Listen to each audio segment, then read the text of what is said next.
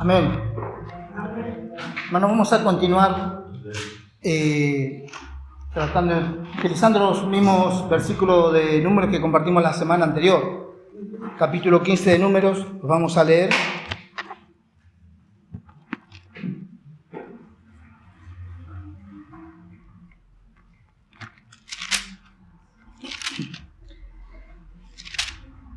Versículos 32 al 41. Estando los hijos de Israel en el desierto, hallaron a un hombre que recogía leña en día de reposo, y los que le hallaron recogiendo leña lo trajeron a Moisés y a Aarón y a toda la congregación, y lo pusieron en la cárcel, porque no estaba declarado qué se le había de hacer. Y Jehová dijo a Moisés: irremisiblemente muera aquel hombre, apedréelo toda la congregación fuera del campamento. Entonces lo sacó la congregación fuera del campamento y lo apedrearon y murió, como Jehová mandó a Moisés. Y Jehová habló a Moisés diciendo: habla a los hijos de Israel y diles que se hagan franjas en los bordes de sus vestidos, por sus generaciones, y pongan en cada franja de los bordes un cordón de azul, y os servirá de franja, para que cuando lo veáis os acordéis de todos los mandamientos de Jehová, para ponerlos por obra, y no miréis en pos de vuestro corazón y de vuestros ojos, en pos de los cuales os prostituyáis, para que os acordéis y hagáis todos mis mandamientos, y seáis santos a vuestro Dios. Yo, Jehová vuestro Dios, que os saqué de la tierra de Egipto, para ser vuestro Dios. Yo, Jehová vuestro Dios. Hermanos, una de las tantos, podemos decir, tantos puntos importantes que en esto compartimos, que algunos hablamos la semana pasada, es que Dios sacó el pueblo de Israel, lo sacó de Egipto, porque Dios quería tener un pueblo. Es cierto que el pueblo no tenía un Dios, pero hasta ese momento tampoco Dios tenía un pueblo. Dios quería tener un pueblo. Y no solamente ahora nosotros podemos decir que somos pueblo de Dios, sino que podemos decir que Jehová es nuestro Dios. Sabemos que aquellos que no están en el Señor, que no son creyentes, que podemos decir son inconversos, realmente están sin Dios. Pero nosotros, gracias al Señor, que tenemos Dios. Esto es muy importante que podamos declarar que nosotros tenemos un Dios. Y tal vez el título sea un poquito largo, a veces los títulos son largos, a veces no tanto. Incluso la palabra demanda pareciera una palabra fuerte, pero realmente no es una palabra fuerte, porque demandar significa pedir algo que se considera que es justo, que es merecido y que es necesario. Por eso podemos decir, Dios demanda, porque Dios considera que lo que Él pide es justo. Sabemos que Dios lo que pide es justo, sabemos que lo que Dios pide, Él lo merece, y sabemos que lo que Dios pide es necesario. Dios no va a pedir nada que no sea necesario. Cuando nosotros hablamos la semana pasada acerca del reposo en el Señor, entendemos que es una demanda de Dios. Y, hermanos, yo personalmente creo que en este tiempo Dios demanda mucho o demanda más de nuestra vida. Él quiere que tengamos una dependencia total y completa de Él. No una dependencia a medias, no una dependencia cuando lo necesitamos a Él o cuando creemos que lo necesitamos, sino continuamente, siempre tengamos o podemos tener una dependencia total. Creo que ese es el objetivo del Señor. No es una dependencia a medias.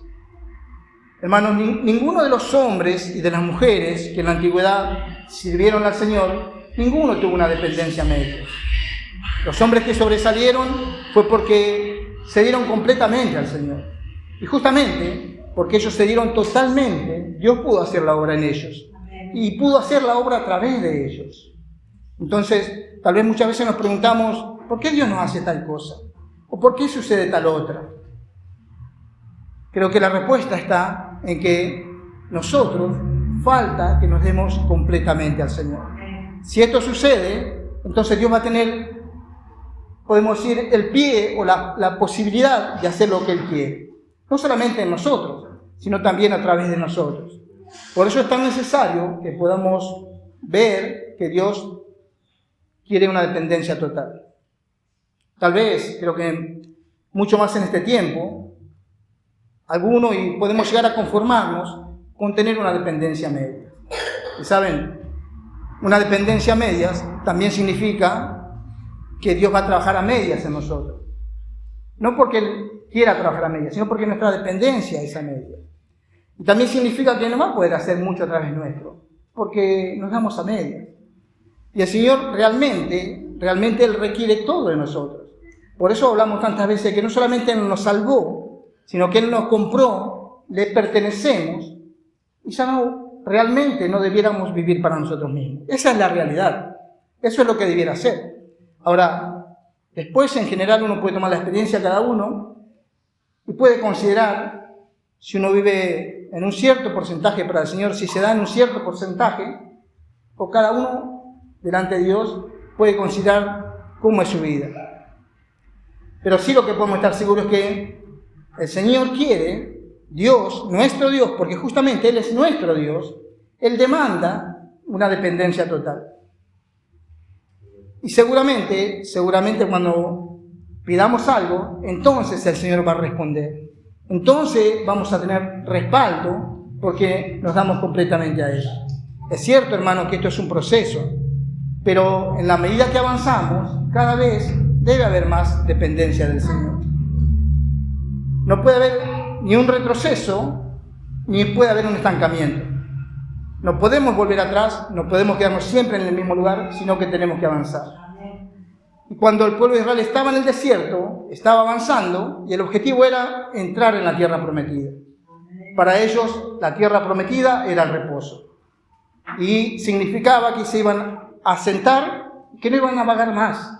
Entonces iban a tener un reposo. Eso era la tierra prometida para ellos.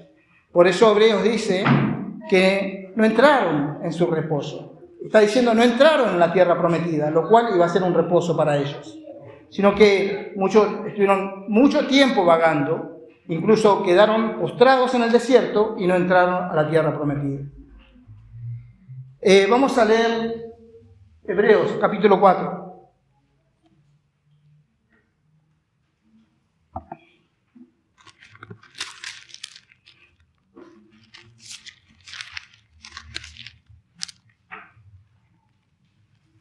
Del versículo 7 al versículo 11.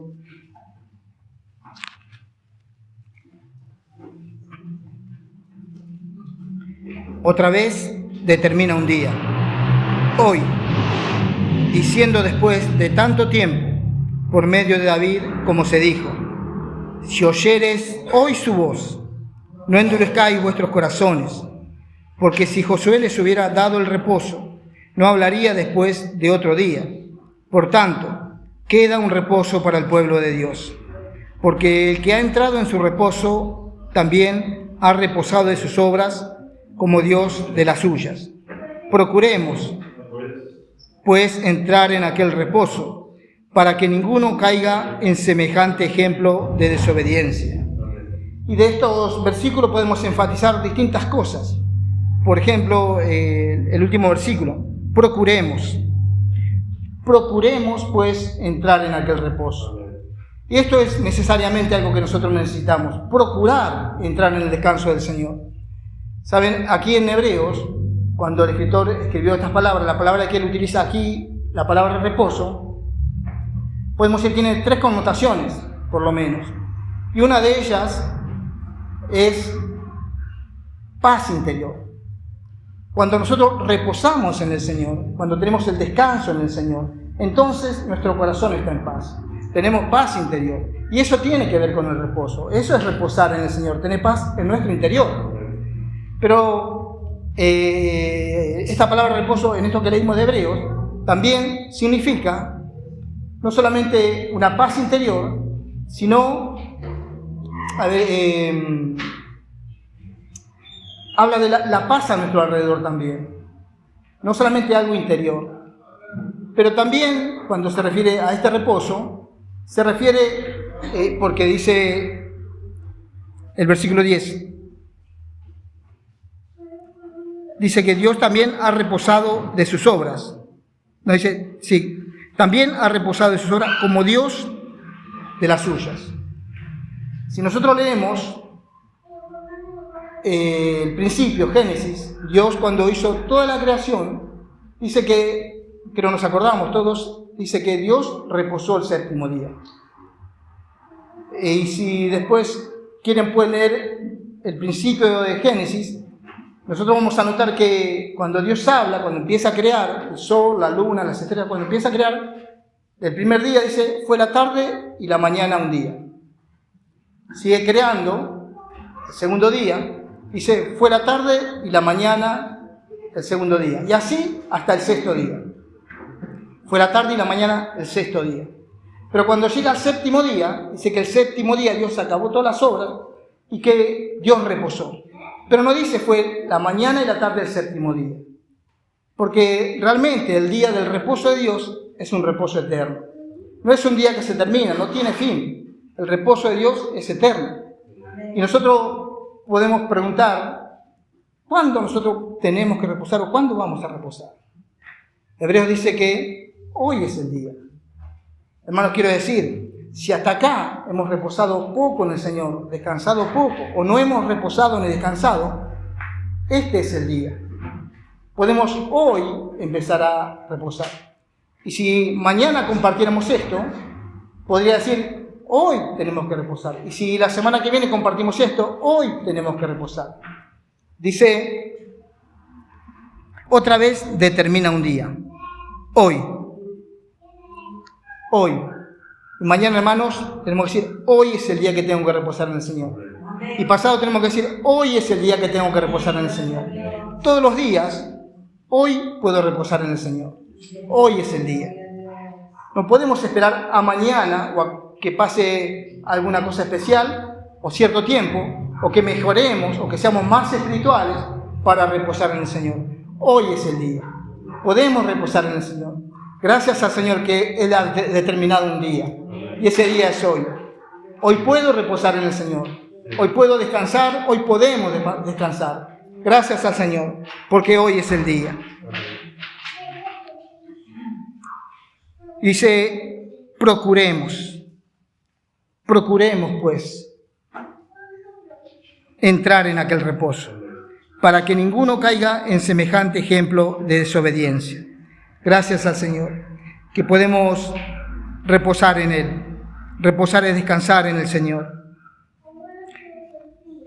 Y cuando nosotros descansamos y reposamos en Él, es muy importante que no solamente nosotros somos beneficiados porque descansamos en el Señor. Es muy bueno para nosotros poder descansar en el Señor, que eso hace que tengamos paz en nuestro corazón, que estemos en paz en nuestro interior, que podamos experimentar la paz en nuestro corazón. Es muy importante que todo nuestro ser experimente la paz por causa de que podemos reposar en el Señor. Entonces, no solamente esto es beneficioso y es muy bueno para nosotros, sino que también cuando nosotros reposamos en el Señor puede reposar también. Quiero decir, no solamente nosotros nos beneficiamos, sino Dios también tiene reposo. Porque nosotros sabemos y entendemos que cuando reposamos en el Señor, Dios tiene reposo en nosotros. Porque cuando reposamos en el Señor, estamos en el Espíritu. Podemos experimentar al Señor. El Señor puede venir y morar en nuestro interior, en nuestro corazón, cuando lo experimentamos a Él. Y Él puede reposar en nosotros, solamente cuando estamos en el Espíritu. En la carne, en lo natural, el Señor no puede reposar en nosotros. Por eso es necesario que nosotros experimentemos el descanso, porque esto hace que también Dios descanse en nosotros. Vamos a leer Isaías 58.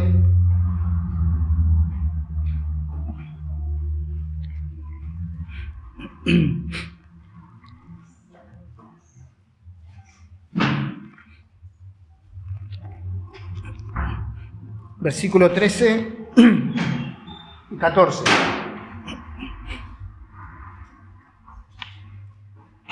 Amén. Si retrajeres del día de reposo tu pie, de hacer tu voluntad en mi día santo, y lo llamares delicia, santo, glorioso de Jehová, y lo venerares, no andando en tus propios caminos, ni buscando tu voluntad, ni hablando tus propias palabras, entonces te deleitarás en Jehová, y yo te haré subir sobre las alturas de la tierra, y te daré a comer la heredad de Jacob, tu padre, porque la boca de Jehová lo ha hablado.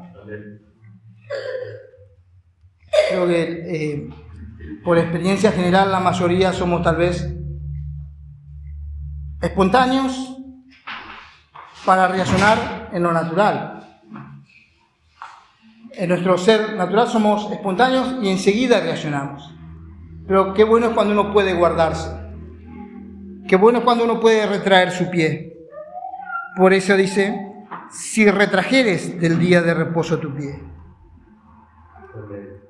Si antes de dar un paso, pues, pudiésemos considerar si estamos en el Señor, para no hacer nada por nuestra propia cuenta.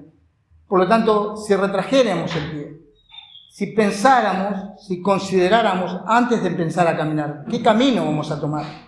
Por eso es tan importante este descanso en el Señor, que por supuesto está figurado con un día en el Antiguo Testamento, pero para nosotros sabemos que el descanso es la propia persona del Señor, y Él es esta persona en la que podemos descansar. Ya no es un solo día en la semana, un sábado, sino que todos los días pueden ser considerados sábados por nosotros, porque todos los días podemos descansar en Él.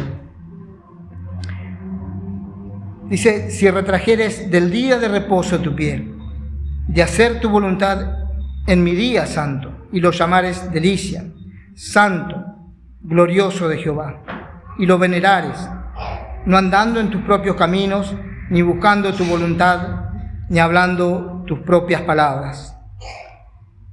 Miren cómo consideraba Dios en la antigüedad esta figura del día de reposo. Lo consideraba santo, glorioso y tan importante, porque en verdad, si el día era considerado tan importante, una figura, cuánto más la realidad que es el propio Señor. Cuánto más.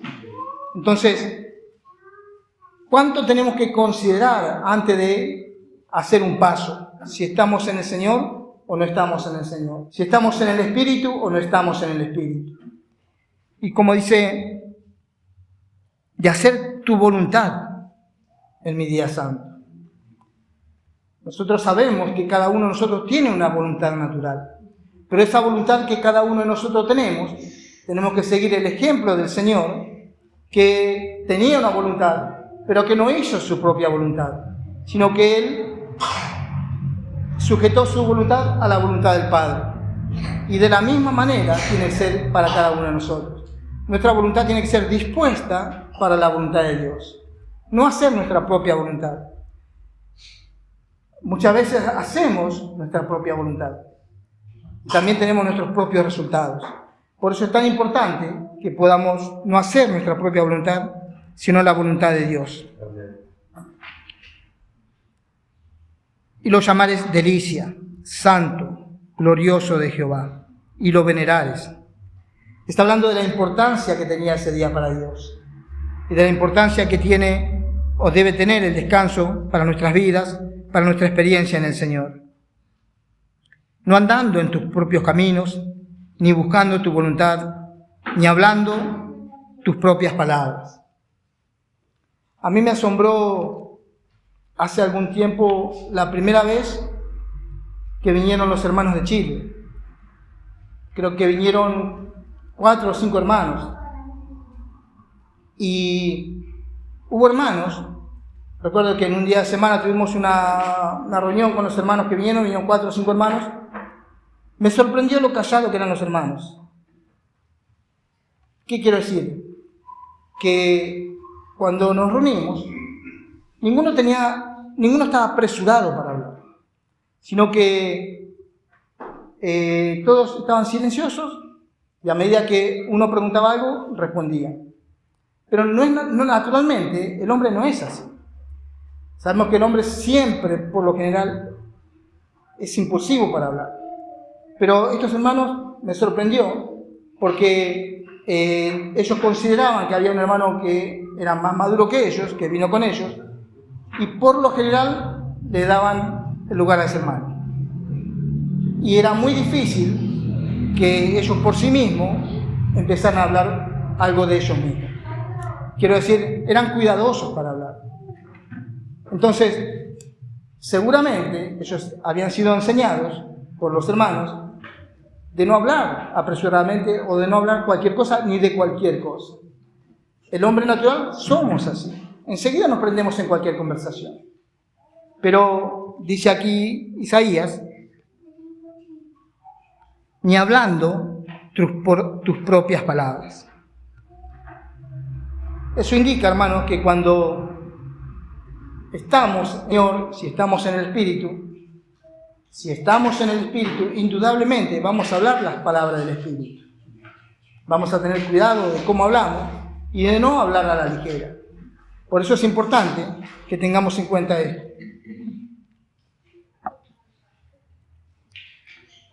Hermano, tampoco esto, quiero decir, tenemos que ir al otro extremo y estar siempre callados. Quiero decir que tenemos que considerar de no hablar nuestras propias palabras. Dice el versículo 14, entonces, cuando dice entonces, está diciendo, si haces esto, si tienes como base o como respaldo esto que estoy diciendo en el capítulo, versículo 13, entonces te deleitarás en Jehová. Y yo te haré subir sobre las alturas de la tierra, y te daré a comer la heredad de Jacob tu padre, porque la boca de Jehová lo ha hablado.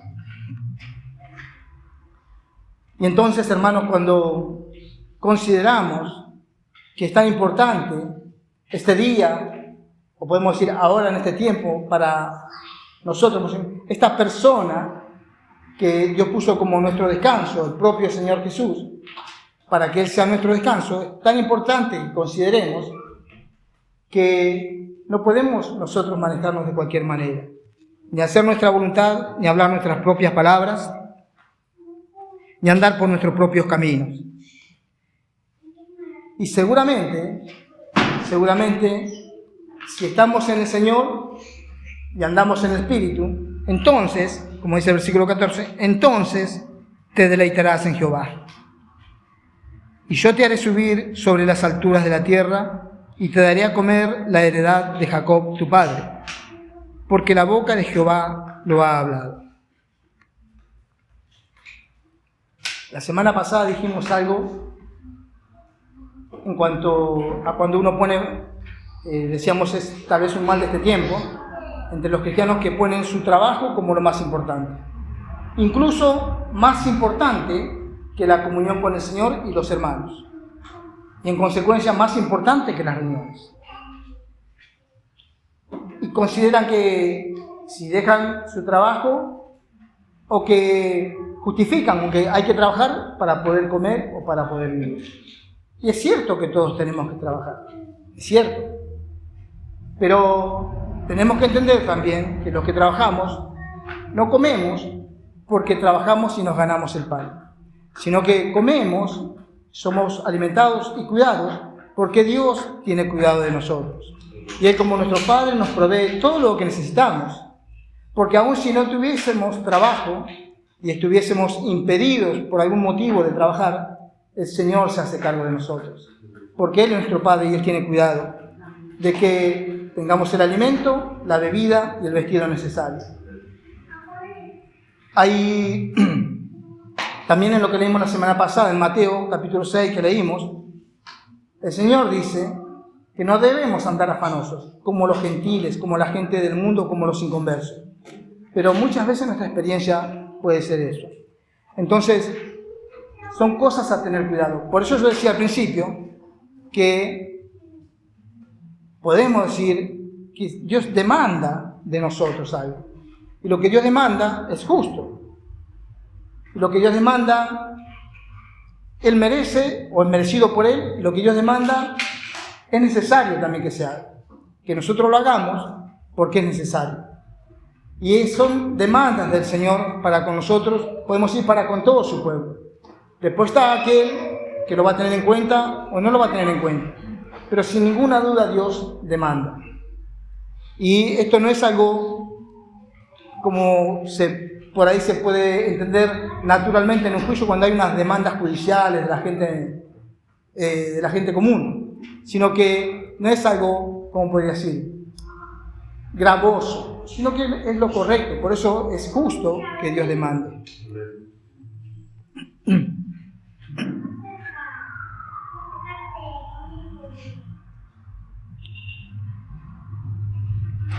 Dice el 14, te daré a comer la heredad de Jacob tu padre. Saben, todos nosotros sabemos que una herencia, cuando alguien recibe una herencia, ninguno ha trabajado por esa herencia. Quiere decir, recibe lo que otros le dejan.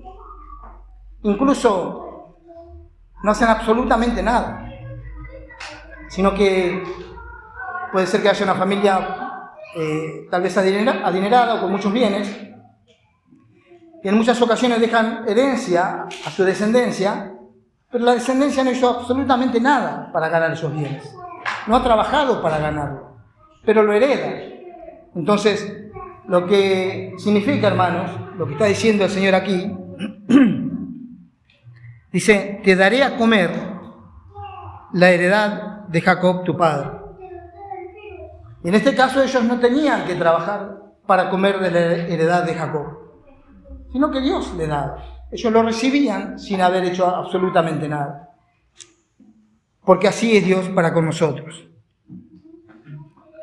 Porque la boca de Jehová lo ha hablado. Porque Dios lo ha dicho así. Y a veces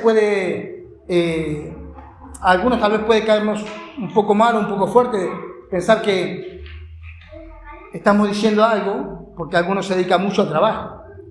Pero hermanos, esta es la realidad, que muchas veces le damos más importancia al trabajo que a las cosas del Señor. Pero después a veces hasta pretendemos que todo nos vaya bien. Pero esto es imposible. Sin embargo, si somos fieles al Señor, el Señor se va a hacer cargo de todas las cosas. De eso podemos estar seguros, completamente. Entonces, nosotros no podemos vivir como queremos, ni andar en nuestros propios caminos, ni hacer nuestra propia voluntad, ni hablar lo que queremos, sino que Dios demanda completamente todo de nosotros. Vamos a pasar a Gálatas.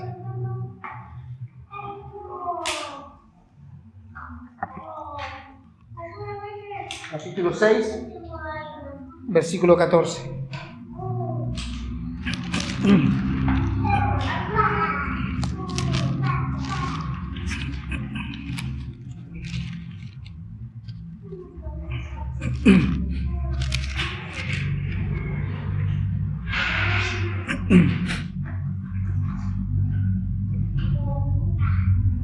Pero lejos esté de mí gloriarme, sino en la cruz de nuestro Señor Jesucristo.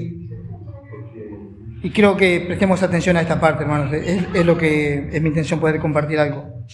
Porque en el mundo me es crucificado a mí y yo al mundo. Dice Pablo a los Gálatas que el mundo le es crucificado a él y que él, Pablo, le es crucificado al mundo. Pero esta realidad que vivía Pablo es la realidad que deberíamos vivir todos los hermanos. Saber, entender, reconocer que cuando el Señor nos salvó, cuando fuimos bautizados, sepultados en las aguas, y cuando nos levantamos de las aguas, tipificando la muerte y resurrección del Señor, también el mundo nos fue crucificado a nosotros y nosotros fuimos crucificados al mundo. Quiere decir que en realidad no hay ninguna manera de conciliación con el mundo. Para el mundo somos personas muertas y el mundo es muerto para nosotros. Esta es la experiencia que todos deberíamos tener. Como digo siempre, por lo menos debe ser nuestro objetivo. Ese debe ser nuestro objetivo. Y seguramente uno se hace números o se hace cuenta, dice, bueno, no llego a tal experiencia. Pero sí debería ser ese nuestro objetivo. Pensar en alcanzar alguna vez esa experiencia, ese objetivo. Que podamos también en algún momento tener esta experiencia que tuvo el apóstol. Que no era solamente para los apóstoles, sino que es para todos los hermanos. Puedo decir para todos los cristianos. ¿Y saben por qué puedo relacionar este versículo con lo que venimos compartiendo? Porque cuando leímos Número, el Señor le dijo, no andes en pos de tu corazón, y en pos de lo que tus ojos ven, en lo cual os prostituyáis. Entonces, ¿por qué el ser humano, o por qué el cristiano se prostituye? Porque anhela, y porque muchas veces se hace uno con cosas del mundo. Entonces, al hacernos uno con algo del mundo, estamos siendo infieles a Dios nos estamos prostituyendo. Mientras que en realidad el mundo debería estar muerto para nosotros y nosotros muertos para el mundo. Pero como todavía hay esa relación que pareciera tan difícil de cortar, entonces sucede que seguimos nuestro corazón, seguimos nuestros ojos y esto nos lleva a ser infieles al Señor. Por eso Números dice, lo creímos, que no tenemos que andar en pos de nuestro corazón, ni en pos de lo que nuestros ojos ven. No lo tenemos acá, pero en Juan, 1 Juan dice que la vanagloria del mundo, que los deseos del mundo, tienen relación con los ojos de la persona. Entonces es lo que nosotros vemos. Por eso cantamos y vemos que lo que no se ve es eterno, pero lo que vemos es temporal. Y muchas veces apetecemos cosas que son de este mundo, de las cuales no tenemos necesidad, porque no son, podría decir, legítimas para nosotros. Por ejemplo, tenemos que alimentarnos, es legítimo que tomemos alimentos, porque eso es algo legítimo. Necesitamos para nuestra existencia. Pero lo que no es legítimo va en contra de la voluntad de Dios.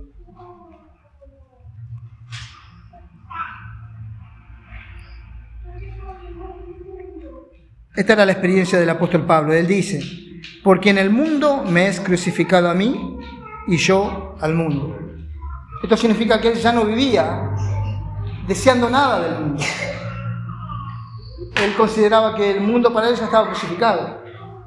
Pero no solamente lo decía, sino que lo experimentaba. Por eso, en otras ocasiones, nosotros en sus cartas podemos leer que todo lo que tenía lo consideraba basura, no le servía. Tal vez para algunos de nosotros sean cosas importantes, y tal vez quisiéramos incluso hasta tener algunas de esas cosas, pero él decía que era basura.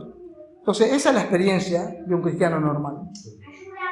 Después, las demás experiencias no tienen que ver con esto que es la voluntad de Dios, sino que son experiencias de las personas. Santiago 4, versículo 4.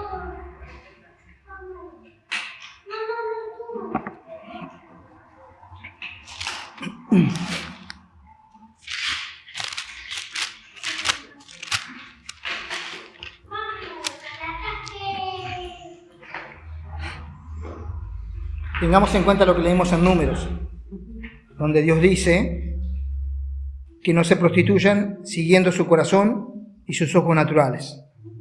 Dice aquí en Santiago, oh almas adúlteras, ¿no sabéis que la amistad del mundo es enemistad contra Dios?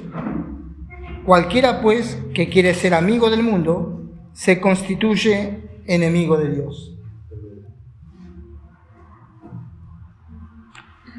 Cualquiera, pues, que quiere ser amigo del mundo, esto significa para aquel que el mundo no le es crucificado, o no tiene la experiencia de que el mundo le fue crucificado, entonces va a querer ser amigo del mundo. Va a querer, apetece algo del mundo. Pero eso es enemistad contra Dios. En otras palabras, si queremos cosas del mundo y si nos amigamos con el mundo, nos enemistamos con Dios. Hay enemistad entre Dios y nosotros. No podemos o no se puede ser amigo del mundo y ser amigo de Dios. Las dos cosas se contraponen, no hay manera. Por eso decimos que Dios demanda una total dependencia de Él. No puedo tener, quiero este poquito del mundo, o quiero algunas cositas. Dios demanda una obediencia total. Dios demanda una dependencia de Él total. Y podemos estar seguros, hermanos, que si logramos, en la medida que vamos avanzando este objetivo, o cada vez vamos dependiendo más de Él, entonces Dios se puede manifestar cada vez más en nosotros. Si nosotros seguimos siempre anhelando cosas del mundo, vamos a estar siempre en la misma situación. Siempre nuestra vida va a ser un círculo vicioso. Pero gracias al Señor, que Él es un Dios justo, un Dios que merece, porque cuando nosotros cantamos que Él es digno, digno significa alguien que merece algo. Dios es digno porque Él merece toda la gloria, toda la honra, todo el poder, toda la alabanza. Él merece todo. Él es digno. Y Él merece que nosotros dependamos totalmente de Él. Esa es su voluntad, ese es su objetivo. Y debe ser también nuestra voluntad y nuestro objetivo. Poder en algún momento depender totalmente del Señor, de Dios. Cuando, si todavía no dependemos totalmente, tampoco tenemos que amargarnos o desalentarnos, pero sí por lo menos tenemos que tener el objetivo de cada día depender un poco más de Él. No hoy pensar que llegamos hasta tal punto y mañana volver atrás, sino que necesitamos seguir dependiendo de Él. Gracias al Señor por sus demandas, porque como dije, no es algo grave, sino que es algo que realmente le corresponde. Amén.